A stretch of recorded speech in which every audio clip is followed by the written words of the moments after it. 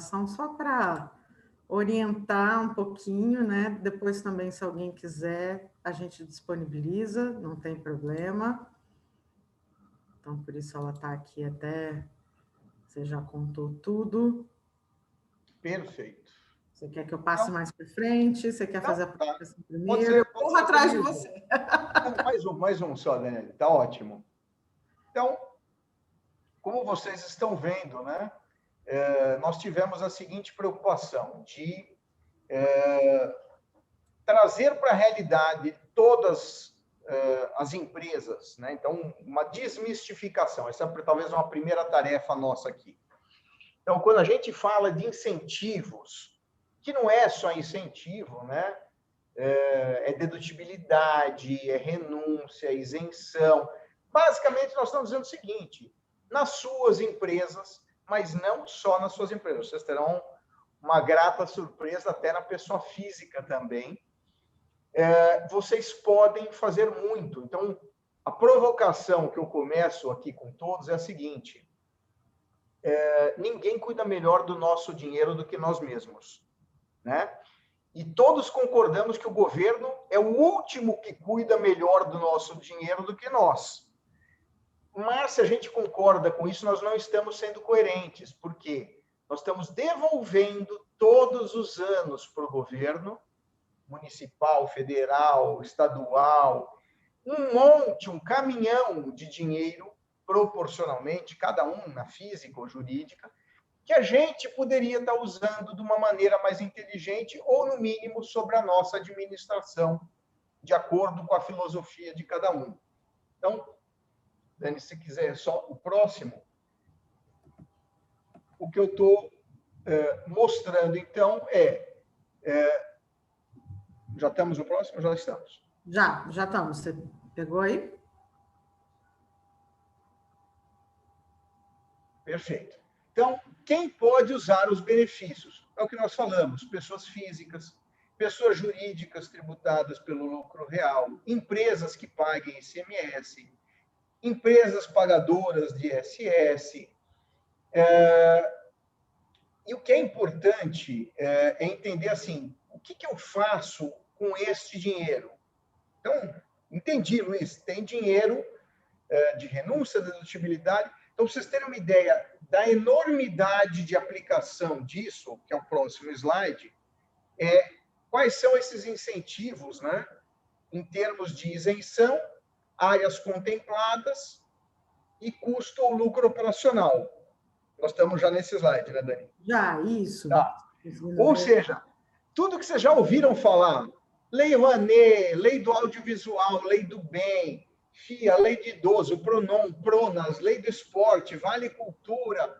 Vocês vejam que é uma infinidade de programas, fora a parte de pesquisa e desenvolvimento, pesquisa e eficiência. Então, vocês têm um universo de coisas que podem ser feitas com custo ou lucro operacional, com pessoas físicas e jurídicas. E eu vou passar agora, então, a palavra para a Dani, que é a nossa convidada, com a seguinte provocação: Daniele, com todo este dinheiro, como a gente sensibiliza as pessoas físicas, jurídicas, pequenos e médios empresários, os grandes também, dessa massa de oportunidades que eles podem destinar para que tipo de projeto, como que você alinha isso com a expectativa, como que isso se opera na prática? Eu tiro isso da teoria e levo para a prática. Por favor, Dani. Tem duas, obrigada pela provocação ótima, Luiz. Tem duas coisas aí interessantes, né? Uma é essa que é a pergunta mais final, que é o como operacionaliza, né? Que é muito mais simples do que se imagina. Há um mito muito grande de que isso tenha uma enorme dificuldade, que isso seja difícil para fazer. Hoje mesmo, de manhã, eu tive uma reunião com uma empresa que nunca usou incentivos fiscais, e a pessoa que estava conversando comigo perguntou, mas e aí, dá tempo, né? Já estamos dia 4 de 3 de dezembro, dá tempo, e como que faz? Qual a burocracia? Qual é o tipo de contrato que eu preciso fazer, etc e tal? E aí eu fui explicando para ela, eu falei, olha, é quase que efetivamente o que você precisa fazer é depositar na conta certa, na conta incentivada, conta essa que é aberta pelo próprio governo, né? Então, o governo abre a conta em nome do proponente, daquele que está apresentando e que tem o projeto aprovado, né? Mas esse é o trabalho, quem tem todo o trabalho, na verdade,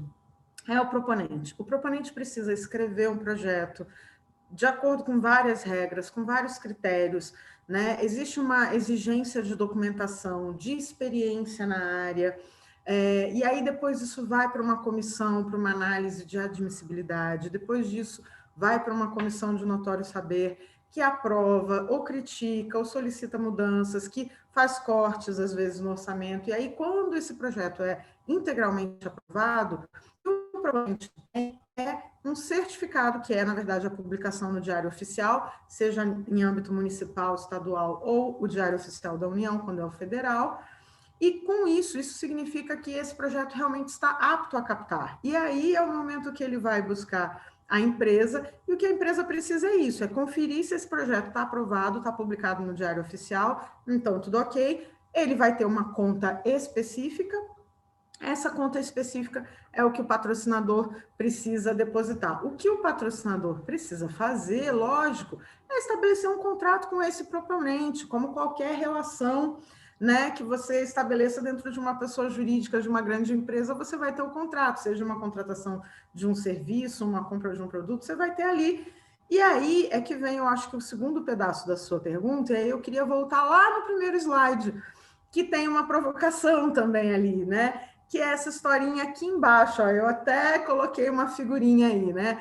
O patrocínio é uma moeda de troca, então o que o patrocinador precisa fazer e discutir mais, e talvez isso dê um pouco de trabalho, é o próprio compliance lá da empresa que vai dar as regras, né? Que vai dizer o que é esse proponente, esse que está apresentando o projeto, precisa fazer para se cadastrar nessa empresa, mas essa história do contrato é para estabelecer que outras contrapartidas, que outros benefícios, e aí isso tem até a ver com o título, né, do nosso encontro aqui, desse bate-papo, que outros benefícios, porque além de usar uma parte do dinheiro do imposto para investir num projeto cultural, social, esportivo, como você de saúde, né? Como você falou, existem várias áreas.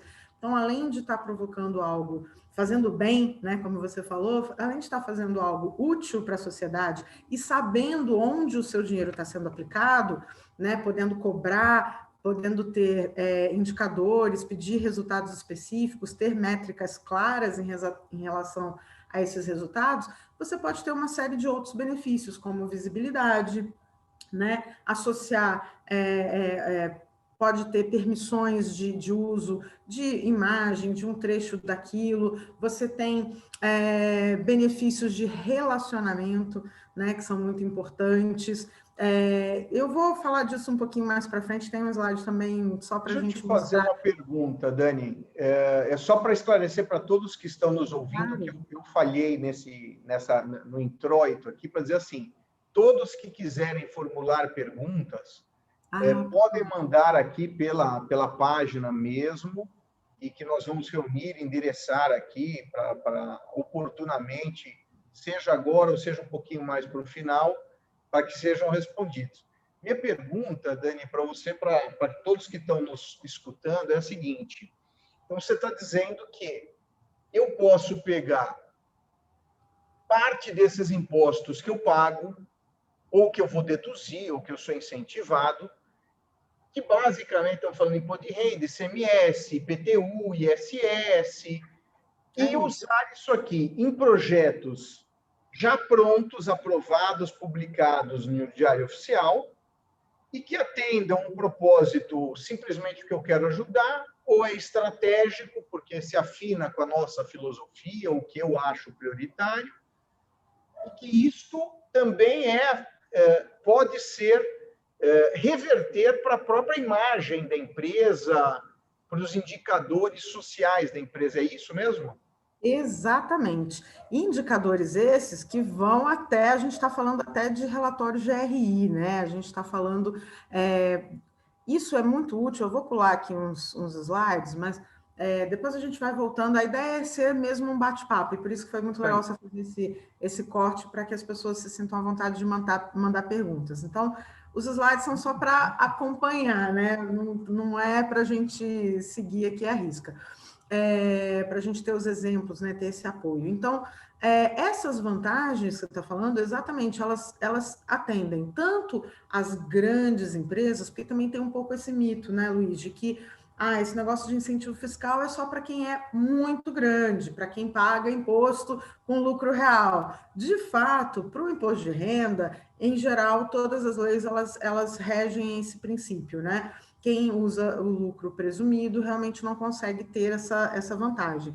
Mas ICMS, ISS, IPTU, praticamente todo mundo paga, né? Depende se é serviço ou comércio de produtos, mas há uma cobrança, e é uma cobrança mês a mês ali, né? Uma cobrança como do ISS, o IPTU, né? IPTU, gente, né? IPTU todo mundo paga, né? E o legal é que não só, aí você pode pensar assim, mas eu tenho uma empresa, eu pago IPTU, mas esse IPTU, a minha empresa funciona num estabelecimento alugado. Não tem problema, não precisa ser seu, não precisa ser próprio, não precisa ser da própria empresa. Pode ser o aluguel, desde que você seja o responsável por esse pagamento, quer dizer, você tem ali um contrato de locação e é você o responsável por esse pagamento desse IPTU, você pode descontar, no caso de São Paulo, aí a gente está falando especificamente de São Paulo, você pode descontar até 20%. Só que essa é uma lei muito comum em várias cidades, né? Então, vale observar em cada cidade a regra específica para essa, que é uma lei municipal, né? ISS e ou IPTU. Aqui em São Paulo, Para é traduzir 20%, para todo bastante mundo coisa.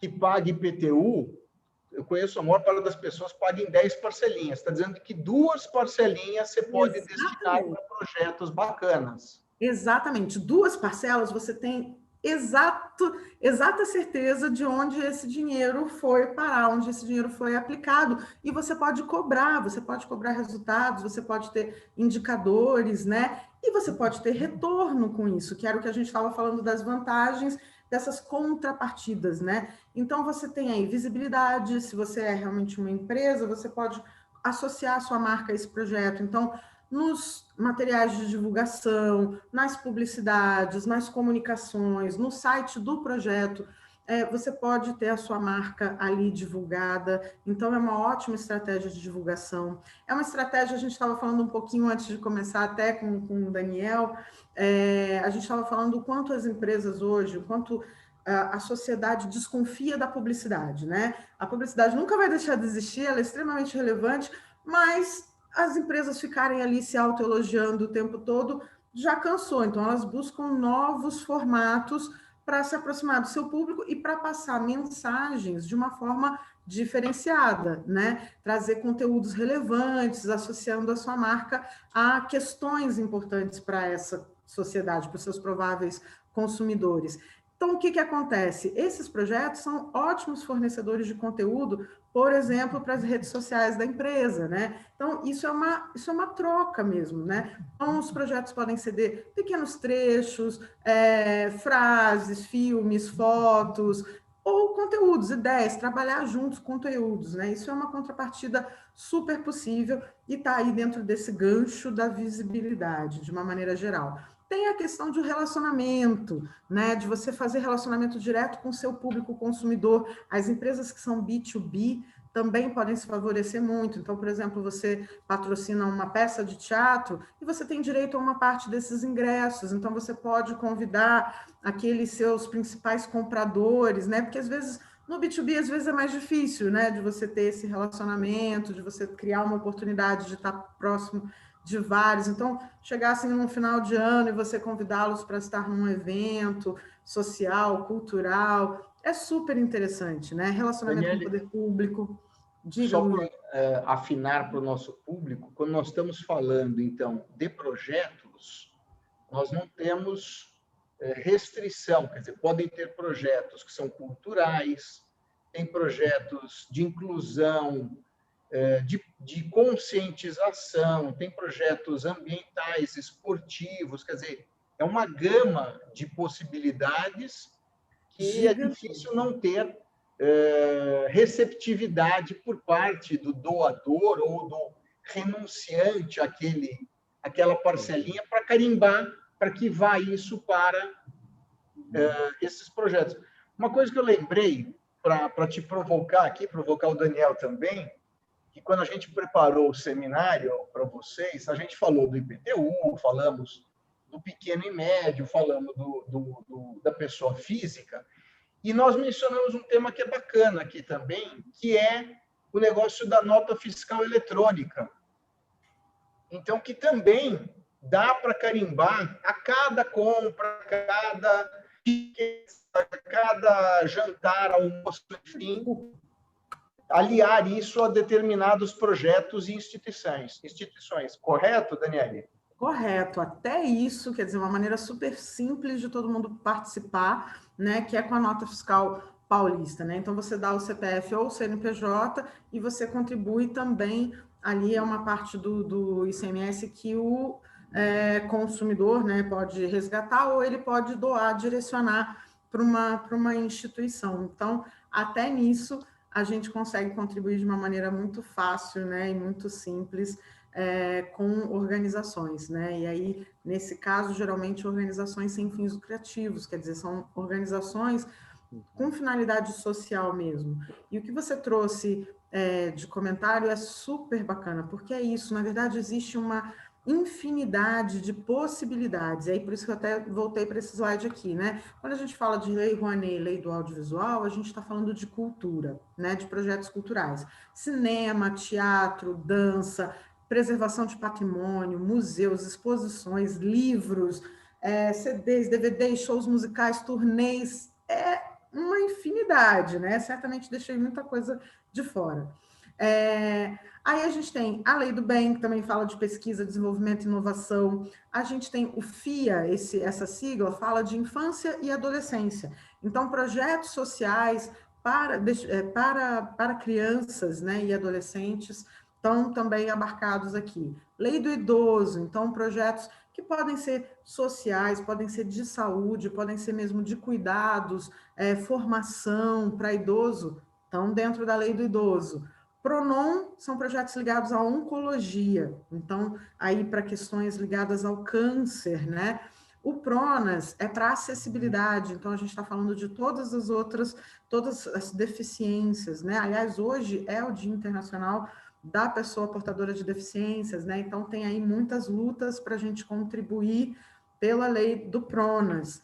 Aí tem a lei do esporte, que a gente sabe o quanto, né, o esporte impacta na questão social, e a lei do esporte tem 3 vieses, na verdade, nem sei se eu falei essa palavra corretamente, mas ela pode ser para o social, ela pode ser para fruição, quer dizer, o social nesse sentido de cidadania mesmo, né, de tirar a criança da rua com uma atividade esportiva e tal, ela pode ser para uma questão mesmo de fruição, de bem-estar, então você ter as famílias numa praça, fazendo uma atividade, uma corrida, uma caminhada, um evento de bike, né? Tudo isso está dentro aí desse viés de bem-estar, e tem também o de formação de atletas, né, para o futuro. Então tem as 3, ele não tem, inclusive a lei do esporte não serve para quem já é profissional do esporte, olha que interessante, ele é para formar profissionais para o futuro, né? Ele para essa base. Então, é super interessante também.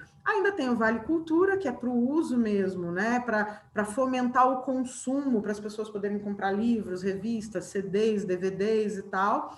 E aí a gente tem as leis estaduais, que geralmente são, todas essas que eu falei, tudo imposto de renda. E aí a gente tem as leis estaduais no ICMS, e aí cada estado tem algumas variações, mas a grande maioria costuma ter para cultura e esporte. As leis municipais também, a grande maioria, principalmente cultura, né? E a nota fiscal paulista, como você falou, para projetos sociais e instituições sem fins lucrativos que se cadastrem no programa. E aí, além disso tudo, tem eficiência energética e tem pesquisa e desenvolvimento. O ufa, a gente cansa só de pensar com certeza. nessa amplitude, né, de possibilidades que a gente tem para investir. E dentro de cada um desses temas, quer dizer, você pode, por exemplo, ter uma peça de teatro que fala, um case meu aqui, né? É uma peça de teatro que fala sobre a importância da água. Né? Então, você tem um viés ambiental aí, você fala dos ODS, então, dentro de cada possibilidade, né? Ou mesmo os eventos esportivos, quantos eventos esportivos hoje a gente tem que aproveitam para trabalhar a conscientização, a causa feminina, ou o próprio câncer, ou, né? Enfim, então você pode atrelar isso a uma outra causa, né? Ou seja, Daniele, na verdade, você pode ter para os pequenos e médios, que são a grande maioria, né? Possibilidade de contribuir. Eu brinco que assim, né? Todo mundo fica prestando atenção nas milhas do cartão de crédito da companhia aérea para estar usando todos os benefícios. Mas essa milhagem aqui, e que a gente gasta todo dia, a gente joga fora. Então, é uma forma de voltar a usar essa milhagem, prestar atenção para usar produtivamente, né? Exatamente. Então, número 2, óbvio que tem empresas, tanto da Câmara ou que estão nos assistindo, fala, mas eu gostaria de eu fazer um projeto. Então, que eu mesmo vou aportar recursos, mas posso convidar terceiros para participarem. Isto é possível? É possível, desde que ele tenha uma organização com o CNPJ voltado para isso, né? Então, provavelmente não vai ser a própria indústria, a própria empresa, mas se ela tiver um instituto ou uma fundação, né, uma associação que trabalha por alguma dessas causas, por exemplo, isso é perfeitamente possível. Essa minha história com a Fundação CSN, por exemplo, né, que tá aí, você citou no currículo, é muito isso, eu vou fazer esse parênteses de contar essa história só porque ela é até engraçada e tem muito a ver com essa questão que a gente fala do trabalho, né, do medo que as pessoas têm. E eu posso falar isso hoje, que a minha relação com a CSN é ótima, então não tem problema. Mas quando, lá no comecinho dos anos 2000, ainda era uma novidade usar os incentivos fiscais e tal, e as empresas começaram a pegar as pessoas, buscar pessoas que fossem especialistas já na lei de incentivo. A Lei Rouanet, por exemplo, é de 91, ela foi regulamentada em 93, ela começou a pegar mesmo ali para o final da década de 90. Então, no começo dos anos 2000, as empresas estavam entendendo essa questão de poder usar nos seus próprios institutos, onde elas já investiam, já alocavam muitos recursos, poder fazer isso com incentivo fiscal. E foi aí que surgiu a oportunidade de eu ir para a CSN, para a Fundação CSN, para convencer. A minha principal missão não era nem a gestão, nem a inscrição dos projetos e aprovação na Lei Rouanet. A minha missão, eu fui contratada com a missão de ajudar a convencer a CSN que ela podia usar incentivo fiscal, que ela podia usar os recursos incentivados nos projetos da própria fundação. Então, foi todo um trabalho, foi muito bacana. Até hoje, a CSN usa todos os incentivos possíveis, né?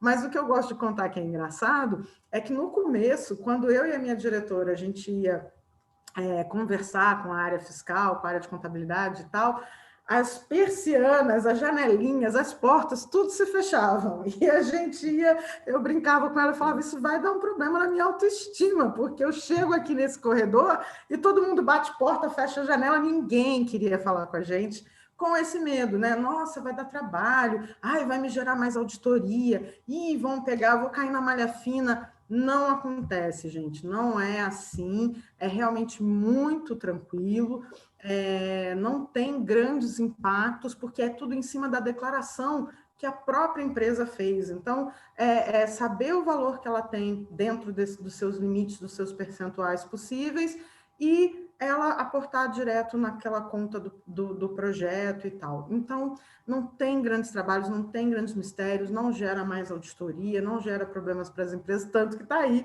deu certo, a CSN está aí usando até hoje os recursos dos incentivos fiscais, o que me deixa muito orgulhosa, mas teve esse processo, né? Eu dou uma provocada, Daniele, em você em relação àquela questão de milhagem que eu falei, que as pessoas podem se utilizar, mas você tem um slide que você fala da parte de quanto significam os benefícios, né, os incentivos fiscais no Brasil, que eu acho que é importante as pessoas verem o quanto estão, eu gosto da palavra Perdendo, dar né? fora, mas é quanto você está devolvendo de dinheiro para o município, para o Estado e para a União, e que você poderia estar usando. Acho que é mais para frente, talvez no slide 8, talvez. Lá Esse para é o detalhe, frente. né? Dos valores? Aqui deixa eu fazer só uma observação, então, que tem um pouquinho a Sim. ver com isso que a gente estava falando. Como a gente listou tudo, falou um pouco de tudo que pode ser feito, é legal que aqui dá para as pessoas verem, né? As empresas pensarem aqui, olha, a gente.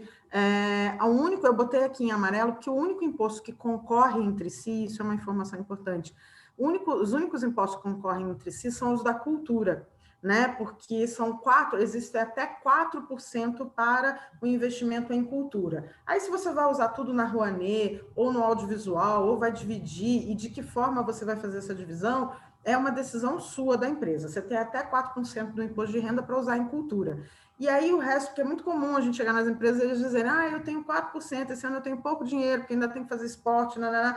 Não, esse dinheiro não sai da mesma conta. Você tem mais 1% para o Fundo da Infância e da Adolescência, mais um para o Fundo do Idoso, mais um para o Pronom, mais um para o Pronas, mais um para o esporte, né? E ainda tem um abatimento, a possibilidade de abatimento como despesa operacional, né? A questão das OS, das OCIPs, e o Vale Cultura, mais 1%. Então, uma empresa pode chegar a investir até 12% do seu imposto de renda em projetos, ações sociais, culturais, esportivas, enfim, ações de impacto social, o que é maravilhoso, né? Então, fora isso, ela pode, concomitantemente, se for uma empresa que paga imposto de renda, ICMS, IPTU e ISS, ela pode usar tudo, não tem problema de conciliar tudo isso, todos esses impostos, tá? Mas eu vou procurar o slide que você falou, não era esse? Volta. Esse aqui. Tá bom. Isso aqui é super importante também, né? Porque tem principalmente a questão, por que o destaque aqui é a Rouanet, né? Com tantas outras leis.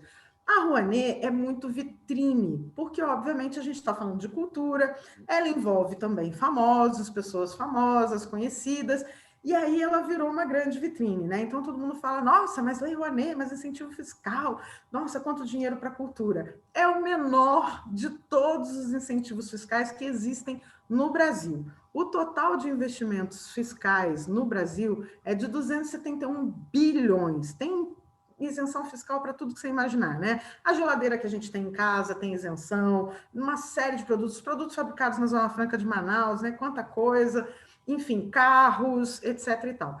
A Rouanet é a menor parcela. A gente tem 1,3 mais ou menos bilhão por ano, o que significa 0,48% dessa parcela. Somando com a lei do audiovisual, vamos ser mais rígidos, né? Vamos pensar na cultura como um todo. Então, somando a Rouanet com o audiovisual, a gente tem 0,66, está aqui embaixo. Tudo para a cultura. Então, aqui num comparativo, né? Comércio e serviço, por exemplo, é o campeão, tem 28,55% dessa fatia, né? A gente está falando de 0,5 aí, arredondando, a gente está falando de 0,5 para a cultura. Então, é uma diferença muito grande, né, de investimento, e é muito interessante considerar, eu até comentei com o Luiz hoje que eu ia ainda procurar esses números com exatidão para colocar aqui, e acabei não colocando, mas eu trouxe a informação, não dos números específicos, eu vou pular aqui um pouquinho, não, tá, antes disso. Sem problema. Olha, me perdi. Tá aqui, ó, já que a gente está falando sobre isso, quando a gente compara, por exemplo, o investimento que existe, a isenção fiscal que existe para o setor automobilístico e para o setor da cultura, a gente gera muito mais emprego do que a indústria automobilística e do que a indústria têxtil, que tem incentivos muito maiores, incentivos fiscais muito maiores, né? Mas se você disser assim, vamos fechar uma fábrica de carro, nossa, que desgraça, é muito desemprego, é muito, né? Se alguém disser assim, vamos acabar com a Lei Rouanet, todo mundo, acaba mesmo esse negócio, mamata, não sei o quê. Não, gente, tem uma prestação de contas muito rígida, não é exatamente assim. Então, assim, são 6 milhões de empregos hoje no setor cultural, a gente gera 3% do PIB com 0,3 5 de investimento, né, de isenção fiscal, a gente gera 3% do PIB. É extremamente relevante isso, é um impacto muito grande.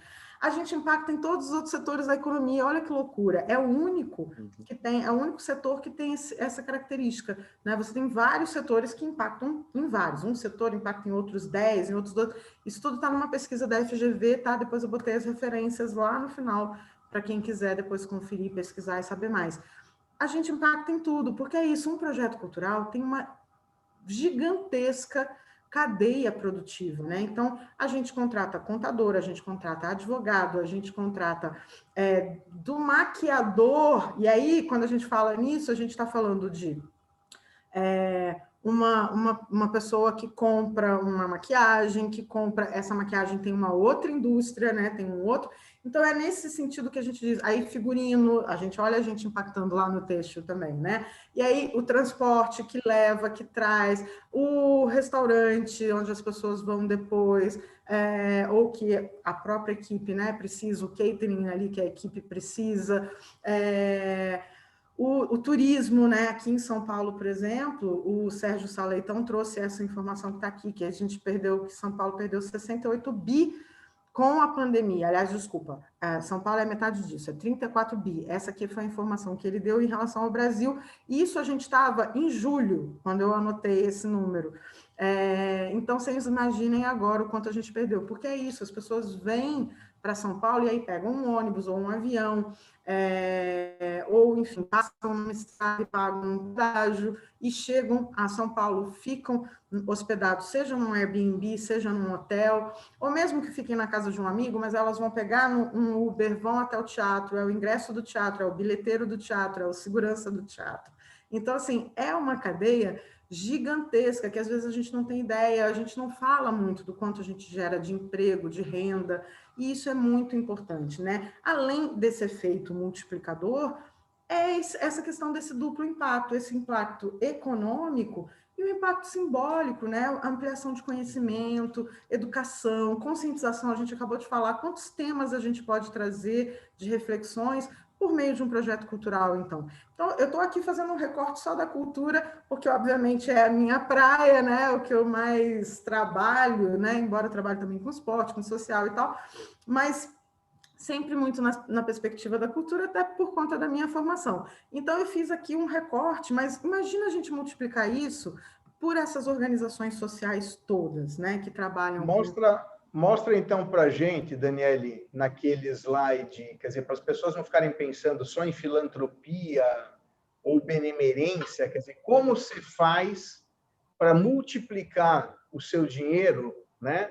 Seja doado, seja de renúncia, de isenção, de benefício fiscal, de modo que ele ganhe essa projeção econômica, de refletir isso na sua empresa, no seu meio ambiente, na sua comunidade. Como que faz isso?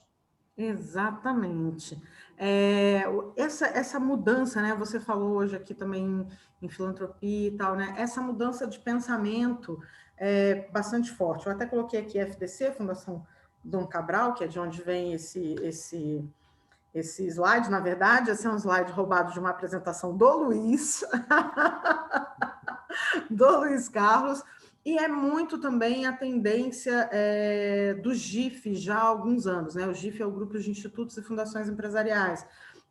Há alguns anos o GIF vem trabalhando nisso, nessa mudança de mentalidade, né, que vem da filantropia, historicamente, né? Primeiro era um investimento. Vamos fazer o social, vamos ajudar, vamos... Havia um desejo de colaborar de alguma forma. Depois foi se percebendo que esse desejo poderia estar atrelado e trazer alguns resultados para as empresas, né? Para esses doadores e investidores. Até que se evoluiu para essa questão que a gente chama hoje de ISP, né? Do investimento social privado, que é esse investimento que você destacou muito bem aqui, é um investimento estratégico. Então, é uma ação pensada, planejada, estruturada e alinhada ao negócio. Então, é aquilo que a gente estava comentando, né? Se você tem um projeto, uma empresa, um produto que tem um discurso, que tem valores, que tem que o próprio produto ou serviço em si está conectado, por exemplo, com uma questão ambiental, por que não você também buscar projetos, né, que tenham esse alinhamento, que tenham esse mesmo, não só pensamento e discurso, mas também esse comportamento, né? Então, vamos pensar em projetos que tenham essa questão. Agora, uma coisa que está, por exemplo, acontecendo muito, as empresas estão refletindo muito sobre as questões de diversidade, representatividade, inclusão, né? Então, por que não buscar projetos que estejam alinhados a isso? Por que não apoiar organizações que defendam essas causas? Quando você junta, né? É juntar a fome com a vontade de comer, Luiz Carlos, né? Você junta essas duas coisas, é aquilo que a gente estava falando. Você tem um retorno gigantesco, né? Ele é exponencial, porque você triplica. E aí isso vai criando algo que, no final das contas, a gente está falando de reputação, é algo que não dá nem para mensurar muito, né? A gente está falando de... Mostra para o pessoal alguns exemplos de casos em que você já atuou, para eles visualizarem esse tipo de estratégia, né, de investimento social estratégico. Estava até aqui, ó, essas palavrinhas mágicas, né? RSC, eu fiz aqui para provocar também, né? Responsabilidade social corporativa, investimento social privado, e agora, né, com a questão, a sigla é em inglês, mas a gente está falando aqui de práticas ambientais, sociais e de governança, né? As empresas estão sendo cobradas por isso, por essa postura. Ainda podia ter posto aqui também os ODS, né? Os Objetivos do Desenvolvimento Sustentável. Eu vou passar aqui para o último slide, aqui era um pouco... que é esse aqui. Eu quero dar 2 exemplos de projetos que nasceram, inclusive, de conversas com as próprias empresas, né? Fazendo outras coisas, outros projetos, outras ações, a gente entendeu. Então, aqui para a direita, eu não sou muito boa de slides, viu? Vocês me perdoem. Então, aqui para a direita, essas 4 pequenas fotos do Espaço Arvorar, que é um projeto que a gente fez para a Duratex. A Duratex tinha um espaço antigo, quase que não dá nem para chamar de museu, porque realmente era algo muito simples, mas tinha ali uma pequena exposição e ela recebia universitários, pessoas próximas da cidade, lá em Agudos, no espaço, na própria fábrica, né, na própria indústria.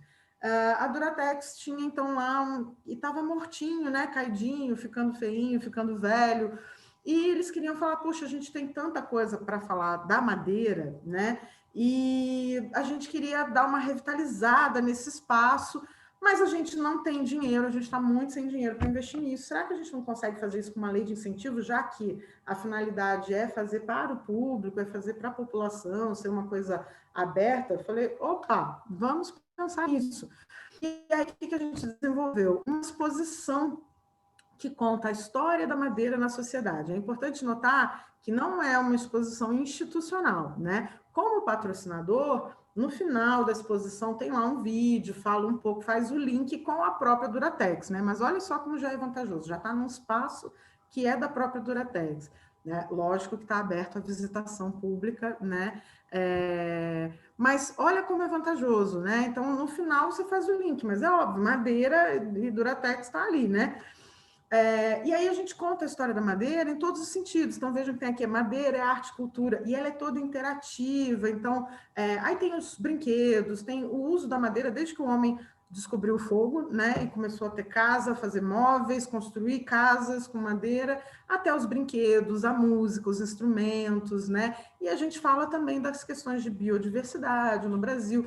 Tem uma enorme maquete, tem várias coisas interativas. Então, é uma grande exposição. Agora sim, eu até diria que virou um museu aquilo lá, contando a história da madeira, dos seus diversos usos pela sociedade na história, né? Na história mundial, dentro do espaço da Duratex, aberto à visitação, e aí eles fazem toda uma programação complementar ali com o espaço. Estão muito felizes com essa realização que foi feita com recurso de ICMS, um imposto estadual aqui do estado de São Paulo, né?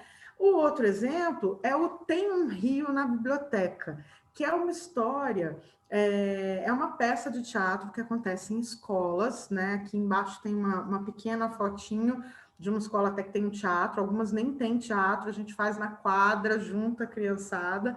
É uma história para falar justamente dos ODS e da importância de se cuidar da água, da importância de se cuidar do planeta, né? Para as crianças, mas como você vai explicar o ODS para a criança, né? Então a gente fez isso com uma peça de teatro, e por que que isso é cultural? Porque a gente está permitindo o acesso de crianças que não têm acesso a teatro. E é teatro mesmo, tem figurino, tem cenário, tem trilha sonora especial, tem o técnico de som ali, tem o contra-regra, atores profissionais, então é o teatro indo para a escola, e aí é uma peça leve, divertida, engraçada, lógico, como é que você vai falar de ODS para criança, né? Então tem que ser uma coisa engraçada, divertida, é uma aventura contra a dona poluição, são duas crianças e ainda tem o estímulo à leitura aí dentro, né? Vocês podem ver que eu sou uma fã do assunto. Tem um estímulo à leitura, porque a missão deles é fazer um trabalho da escola onde eles não podem usar o Google nem o computador, eles não podem fazer pesquisa, eles têm que fazer a pesquisa na biblioteca. E aí eles descobrem, inclusive, a gente faz uma pequena homenagem a Monteiro Lobato, porque eles descobrem que o Jeca Tatu não era um preguiçoso. O problema do Jeca Tatu, a grande história, né, do conto do Monteiro Lobato, é que ele tava, a água da cidade dele estava contaminada, né? Então ele estava sendo envenenado, por isso que ele não tinha disposição para nada, né? Então essas duas crianças vão descobrindo essas histórias, vão aprendendo o que são esses ODS, o que é cuidar do ambiente, do meio ambiente, reciclagem, não sujar o rio, etc. e tal, que a biblioteca vira um rio, né? O cenário muda e tal. Tudo isso brigando com a Dona Poluição, porque tem uma personagem, que é a Dona Poluição, que está ali tentando atrapalhar que eles descubram isso, porque a grande ferramenta contra a poluição é a informação e a mudança de comportamento. A partir da informação, muda o comportamento. E aí eles vencem temporariamente a Dona Poluição, mas fica claro para todas as crianças que elas precisam fazer a parte delas e levar para casa essa história para os seus pais, para a sua família, para que a Dona Poluição não volte de verdade, né? Então, vocês vejam, são coisas que dá para... Nossa, e a Turma da Cultura, ainda por cima, né, é super criativa, né? Então, dá para a gente criar muitas histórias e fazer projetos customizados, né? Como nós queremos reservar um tempinho ainda para perguntas, né? Eu queria ir encaminhando, então, todos os que estão conosco agora, para fazer uma reflexão do seguinte, né? Quebra de paradigmas. Então, vamos lá. Primeiro, investimento socioambiental, esportivo, cultural, tecnológico, pesquisa e desenvolvimento, eficiência, inclusão, contra a discriminação de qualquer tipo, contra a poluição do planeta, não é só para gente grande. Isso você pode fazer enquanto pessoa física, microempresa, pequena empresa, média empresa, e se você é uma grande empresa, você tem uma oportunidade maior ainda, não só de fazer com os seus recursos, que como nós vimos naquele gráfico, a porção utilizada é pequenininha, você pode ampliar muito mais essa capacidade, você pode misturar as áreas, porque você pode fazer um evento cultural que conscientiza para a parte ambiental, ou para a parte de inclusão, ou seja o que for, quer dizer, desperta curiosidade de pesquisa. Então, você pode envolver isso tudo. E mais, isto não é para sonhadores. Isto é a realidade do mundo de hoje. Isso é uma coisa que eu gostaria de dizer, então, meu nome aqui, né? E falo em nome da Belga Lux, que é o seguinte: ESG são 3 letrinhas novas para nós, quer dizer, que a socioambiental governança, né? Mas isso são 3 letrinhas que já são faladas no mundo há décadas. E hoje, para quem lê o Estado de São Paulo, o Valor Econômico de hoje, vai ver o seguinte: tem uma entrevista do embaixador-geral da União Europeia, dizendo exatamente isso. Se não acordar para a questão ambiental, social e tudo isso que foi objeto do nosso webinar de hoje, vocês não participarão de negócios no mundo. Então, assim, nós estamos caminhando hoje no Brasil, vocês podem prestar atenção em todas as propagandas das televisões abertas ou não, as pessoas estão falando de Brumadinho, as pessoas estão falando já do Amapá, do apagão do Amapá, para ser bem atual, de queimadas, e isto não é preocupação dos europeus. E veja, nós já mudou o governo dos Estados Unidos, por mais que algumas pessoas assim não o reconheçam, né? Míopes ou cegas, e é uma pauta do novo governo americano. Meio ambiente, inclusão. Então, é assim, não é... Eu quero fechar, e aí eu passo a bola para o Daniel e para a Daniela, dizendo assim, isto não é conversa de filósofo. Isso daqui é prática para a sua empresa e para a sua pessoa saber que o seu dinheiro está sendo administrado pela pessoa que mais gosta do seu dinheiro, que é você mesmo. Que você está botando esse dinheiro na caixinha que você acha adequada, que é cultura, esporte, lazer, tal, ao invés de deixar voltar e não ser usado para nada disso. Eu acho que é mais importante até do que o voto isso, porque o voto vai ser representado por alguém. Aqui é você que está fazendo a diferença com o seu dinheiro. Segundo, se você é empresa, saiba que isso afeta positivamente, se você quiser, a sua reputação, o crédito que você tem. Você vai poder acessar capitais, mercados que você jamais acessou. Os outros olham para você de forma diferente. O Brasil não venderá determinados produtos para qualquer lugar do mundo se não tiver não só esse programa, como uma certificação disso. Então, isto é uma preocupação que já chega atrasada para nós, que já existe há muito tempo no mundo, mas que será imperativo.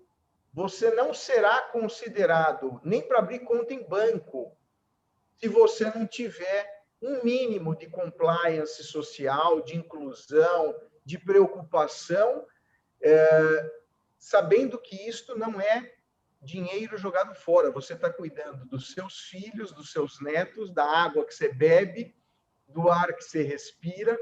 Então, isto é importantíssimo para a comunidade em geral que você vive, a não ser que você seja um alienado que não more neste planeta.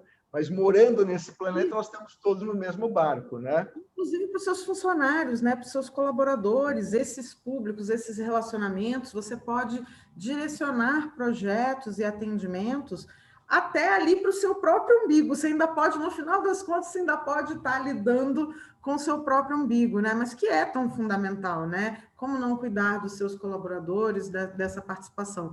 Queria só fazer uma observação aqui, que é bem isso que você trouxe, essas coisas estão aí no mundo há décadas, né? Mas elas evoluíram um pouco nesse sentido aqui, né? A primeira coisa aqui no Brasil foi a questão da governança, por conta da corrupção e tal. Então, a primeira coisa que ficou mais forte, e aí a gente viu o compliance das empresas se organizarem, se estruturarem, crescerem, ganharem importância. Depois dos Brumadinhos da vida, a gente teve um olhar mais atento nas questões ambientais, e aí também mais regras, mais normatizações e um maior cuidado. E a tendência cada vez mais, haja vista o que a gente até comentou aqui, né? Diversidade, inclusão, as pautas do racismo, etc, etc. Cada vez mais as questões sociais têm sido cobradas nas empresas, para as empresas, têm sido cobradas às empresas. Então, a adoção desses projetos pode até te dar uma linha de defesa, não? Exatamente, exatamente. Te dá uma linha de defesa, protege a sua imagem e, de fato, cria um envolvimento, um engajamento da empresa com aquela causa, deixa de ser só discurso, né? Para longe com o greenwash, né? E com todos os outros. Não adianta você escrever aqui, ao invés de todos, eu escrever todes, se eu não tenho, ou estou com X, né? Se eu não tenho um programa de inclusão na minha empresa, se eu não tenho, né? Se eu não trabalho a diversidade, né? O Dani quer fazer um comentário, Dani? Fale aí, por Só para favor. a gente lembrar que a gente está chegando a quase 1 hora de debate, assim, e é super legal. Eu tenho uma pergunta, na verdade, mas eu acho que a gente vai colocar na frente a Beatriz, que fez uma pergunta aqui, se as ONGs precisam estar vinculadas à assistência social das prefeituras. Na verdade, eu queria transformar essa pergunta, o que exatamente tem de pré-requisito para esses projetos, né? Para quem está fazendo, precisa ter algum vínculo formal com o poder público ou simplesmente fazer? Eu sei a resposta, estou fazendo aqui pela Beatriz, mas eu também queria complementar a pergunta falando, legal, sou empresário, entendi os mecanismos, entendi que é super versátil fazer esse tipo de incentivo, de colocar meu dinheiro aqui no que é valoroso. Como eu escolho um projeto bom e como eu posso agir dentro da minha empresa? Eu falo com marketing, eu falo com fiscal, eu mesmo tomo a decisão? Acho que essas são as duas perguntas que eu realmente gostaria de responder, de perguntar, além, claro, da Beatriz, que deixou o questionamento dela. Legal, Dani.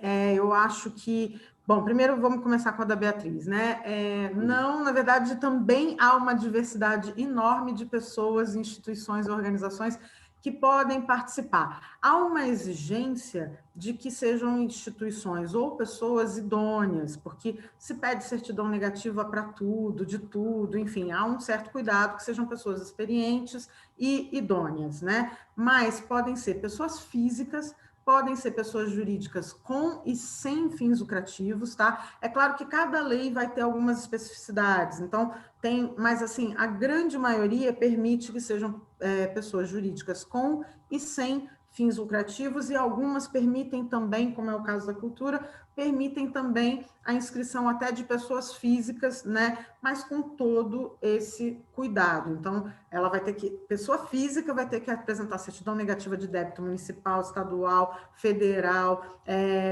dívidas trabalhistas, enfim, ela tem que ser muito certinha e vai ter que ter um currículo comprovando a sua experiência naquele setor. Mas não há necessariamente a necessidade de um vínculo com algum organismo público e não há, é claro, depende se você, por exemplo, quiser ter um projeto de pronúncio, você tem que ser uma organização ligada, né, com seu estatuto vinculado à saúde. E aí é uma lei, por exemplo, que existe só para instituições sem fins lucrativos. Né? Então, como eu falei, de legislação para legislação muda um pouquinho, mas de uma forma geral há uma diversidade muito grande de pessoas que podem se inscrever e não necessariamente elas precisam ter um vínculo público. Geralmente o que se cobra é experiência e idoneidade. E aí a outra pergunta que você fez, Anne, era sobre... Pergunta, sou empresário, quero fazer, como é que eu escolho? Primeiro, se eu vou fazer um projeto que já existe ou se eu vou abrir o meu? Segundo, internamente, o que eu faço? Eu sou CEO de uma empresa, eu mesmo tomo as rédeas, mando para o meu fiscal, mando para o meu marketing. Para onde eu mando isso? É muito bacana que as empresas pensem em fazer isso de uma forma compartilhada, porque esses projetos, geralmente, eles falam com diversas áreas da empresa, né? Então, é muito interessante que o fiscal ou o contábil ali da empresa é fundamental para avaliar quanto a gente tem para investir, o que a gente pode fazer, é até 4% do imposto para a cultura, mais um para isso, mais um... Então, ele vai dizer quanto é esse 1%, né? Quanto é esse valor. Então, é muito importante que eles estejam envolvidos, essa parte mais financeira da empresa. Aí, o CEO, obviamente que CEOs, diretores, as lideranças, se elas dão exemplo, inclusive elas fazem doações pessoas físicas também, para as mesmas causas que a empresa aporta, elas divulgam isso, elas são lideranças, elas são inspiradoras, então é super importante que eles estejam envolvidos. Mas é muito legal formar um comitê interdisciplinar. Então, traz uma pessoa do marketing, porque essa pessoa vai enxergar de que forma o projeto pode contribuir para a visibilidade da empresa. Traz alguém do RH, porque essa pessoa vai pensar de que forma esse projeto pode ser aproveitado dentro do programa de voluntariado, dentro das ações para os funcionários, o endomarketing, né, etc. e tal. Traz uma pessoa do meio ambiente para ter, enfim, quanto mais diverso, né, quanto melhor você montar uma comissão para a seleção desses projetos, não só maior aproveitamento você vai ter, né, dos benefícios que esse projeto pode gerar para a sua empresa, como mais você se protege também daquelas acusações clássicas, né? Ah, só o filho do fulano, o sobrinho do ciclano é que consegue patrocínio, porque ninguém mais, ainda mais hoje que a gente tem essas questões todas também de corrupção, a questão da governança, né, tão forte. Se você quiser ter se você tiver uma governança bem estruturada, bem organizada, nenhum CEO decide nada sozinho, né? É ótimo ser CEO, é ótimo presidente, mas você não decide nada no final das contas sozinho. Essa é que é a grande verdade. E isso é para impedir também as questões de corrupção, as questões de favorecimento, né? Então é muito melhor, é muito mais interessante você montar um grupo interdisciplinar. Agora, sobre montar o seu próprio instituto ou fundação, aí exige um pouquinho mais de maturidade mesmo, né? Porque você vai precisar definir quais as áreas, você vai precisar ter alguém dentro da equipe dedicado àquilo, etc, etc. Então, aí, eu acho que é legal comece investindo nos projetos da sociedade civil, que também é essa forma de você estar se aproximando e falando com a comunidade, com o poder público, etc e tal. E aí depois você vai num escalonamento quase natural, e muitas vezes com apoio de empresas, né, que possam te dar essa assessoria, você vai trabalhando isso até você estar mais maduro para você poder escolher e desenvolver os seus projetos próprios. Eu queria fazer só uma observação rápida, porque eu mostrei esse slide aqui, e eu não queria deixar ninguém achando que tem grandes riscos, porque eu listei isso aqui, mas para contar o seguinte, até coloquei essa interrogação. É claro que existe aquela questão jurídica da solidariedade, né? Então, se um proponente, no final das contas, na legislação, tem uma previsão de responder solidariamente. Mas em 28 anos de Lei Rouanet, isso nunca aconteceu. Em geral, a cobrança está toda em relação ao proponente. Então, o maior risco de verdade, na prática, que uma empresa tem, se um projeto não der certo ou não acontecer, é esse. Se a empresa, por exemplo, investiu num projeto e ele não aconteceu por algum motivo, por exemplo, porque ela investiu uma cota, tem a história das cotas, né? Você investiu um pedaço, você comprou um pedaço, você não tem dinheiro para fazer tudo, você investiu um pedaço. Por algum motivo, esse projeto não conseguiu captar o restante e ele não aconteceu, ele aconteceu de uma forma diminuída. De qualquer forma, o seu benefício fiscal aconteceu. Então, assim, esses são os maiores riscos, o que é muito provável que a empresa tem. O proponente tem 2 anos para captar recursos, ele pode adaptar o projeto, ele pode fazer um projeto mais simples se ele não conseguiu captar tudo, ele pode adaptar e fazer uma coisa com um valor menor, né? Então, a própria empresa pode investir no mesmo projeto no ano seguinte, se ela tiver mais recurso. Então, assim, é muito pouco provável também. Mas esses são os maiores riscos, né? Então, para desmistificar aquela coisa de, olha, por isso que eu quis fazer esse slide mesmo, assim, são muitas vantagens e praticamente nenhum risco, né? Então, é muito vantajoso trabalhar com os incentivos fiscais. Dani, você pode deixar seus contatos aí na tela para o pessoal que quiser saber um pouco melhor, assim também a gente tem o maior prazer de receber as pessoas aqui na Belga Lux, né? Claro que o vice-presidente está aqui comigo na mesa, mas como mediador eu tenho o prazer de falar isso, que nós estamos aqui trabalhando muito para esse benefício para os nossos associados. E é isso, assim, investir em cultura, além de ter essa questão do benefício, que é praticamente um dinheiro que você investe e já tem 100% de risco mitigado financeiro, né? Então, você investiu, já tem o seu benefício fiscal. Você só tem muitos benefícios de imagem, de engajamento dos seus colaboradores. Lembrar que muitas grandes empresas que a gente conhece como extremamente sólidas e gente que não, a gente sabe que não gosta de perder dinheiro, sempre investe há muitos anos, tanto na pessoa física quanto em vários outros aspectos. Então, acho que é um assunto que a gente pode desenvolver muito caso a caso com as pessoas. Estamos super abertos a recebê-los. Luiz Carlos, você levantou a mão aí, acho que... Isso, que a Anne fez uma pergunta aqui, nossa diretora cultural, ela gostaria de saber, isso vale, acho que até para a gente direcionar para o fim, como que uma pessoa física ou jurídica, tanto faz, como que ela faz para participar com doações a uma ONG, ou se é que é uma ONG, através do IPTU, como que a gente inicia esse processo? Por onde que a gente começa? Ligando para a Daniele? Também. É um bom começo. É um ótimo começo, eu vou adorar. Liga para mim que a gente resolve, mas claro, a gente pode. Isso é uma ótima pergunta, Anne, porque as pessoas ficam, puxa, eu descobri a pólvora agora, né? Eu posso investir. Mas e aí? Com quem que eu falo, né? Então, é muito interessante que você procure. Você pode ter algumas fontes, algumas formas. Uma, procurar no seu próprio bairro ou organizações que você já conheça, que você alguma vez já tenha apoiado, ou que tem um amigo que utiliza, né? Ah, eu tenho um amigo que faz um trabalho de fisioterapia, deficientes, num tal lugar. Puxa, eu vou lá, dá uma ligada, ou pesquisa, pergunta, né? Se você quer, por exemplo, apoiar a sua própria região e tal, procura ver se essas associações ou ONGs estão inscritas em alguma lei de incentivo e quais, porque aí você fala diretamente com eles para poder investir. Um outro caminho é buscar as secretarias, e aí pelo site mesmo você consegue identificar. Em geral,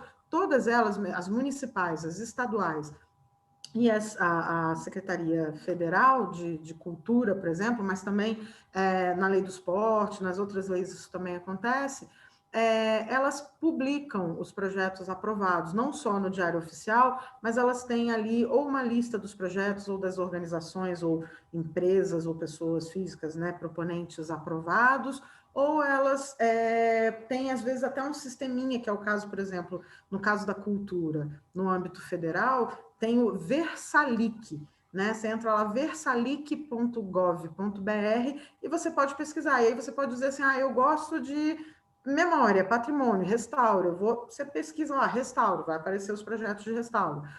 Eu gosto de projetos de música, vai aparecer uma infinidade de projetos de música. Aí você vai filtrando, né, por região, etc e tal, e vai vendo quais são os projetos aprovados, e aí você consegue entrar em contato com eles para investir. Mas o mais legal é quando você tem uma ponte, uma pessoa que já traz também esses projetos com mais certeza, principalmente para as pessoas jurídicas, né? É bacana procurar realmente as Danieles da vida, porque vão também trazer essa coisa da garantia maior ainda, né? De que não há risco, de que não vai ter no-show, que tem boa entrega, quem é o proponente que tem uma boa entrega, né? E alinhar ao que o Luiz falou e que a gente apresentou aqui. Qual é o projeto? Existem milhares de projetos de biblioteca, ou de incentivo à leitura, ou de festas literárias. Qual é o que mais se alinha? Eu queria trabalhar com isso, a empresa quer trabalhar com isso. Eu gosto desse tema. Mas como é que a gente alinha isso ao nosso negócio, né? Então, a gente pode fazer esse tipo de ponte, pensar e entender melhor como aproveitar isso de uma forma mais alinhada ao negócio, né? Muito bom. Então, estamos chegando aqui ao final desse nosso webinar sobre incentivos fiscais. Eu gosto quando a gente chega no final de um curso, um evento, um bate-papo, e a gente sai diferente de como nós entramos. Acredito que tenhamos cumprido aí, Daniele, com a sua honrosa e brilhante participação e colaboração aqui com a Belgalux. Vai estar gravado, vai estar disponível depois no canal do YouTube o texto e todo o material apresentado. Aqueles que quiserem formular qualquer questão adicional ou endereçar qualquer observação, vai ser muito bem-vindo e a gente vai dar a resposta respectiva. Mas acho que a gente sai melhor hoje para dizer que a gente conseguiu desmistificar um pouquinho o que é essa questão de incentivos, investimentos, de onde você tira, para onde você vai, e que não é um bicho de sete cabeças, e que todos nós temos direito e devemos utilizar. Então, eu queria agradecer mais uma vez, Daniele, por sua gentileza em aceitar o nosso convite. Daniel também pela sua moderação e participação. Ao nosso presidente, o Tom, a Anne, que nos ajuda sempre a ter êxito em todos os sentidos nos nossos webinars, e contando aí que a gente possa continuar com a presença de todos nos próximos eventos que a Belgalux vai fazer e oportunamente vai divulgar. Muito obrigado a todos e tenham uma excelente noite. Fiquem com Deus. Queria muito agradecer o convite, viu? Eu comecei de um jeito mal educado, eu não agradeci, porque a gente foi logo falando, mas eu queria muito agradecer o convite e dizer que eu estou à disposição da Belgalux e de quem mais precisar, qualquer informação, façam chegar a gente colabora, é um prazer. Muito, muito obrigada. Uma boa noite a todos. Bom, gente, um prazer tê-los aqui, Daniele. Obrigado por aceitar o convite aí. Fico muito feliz. Boa noite a todos.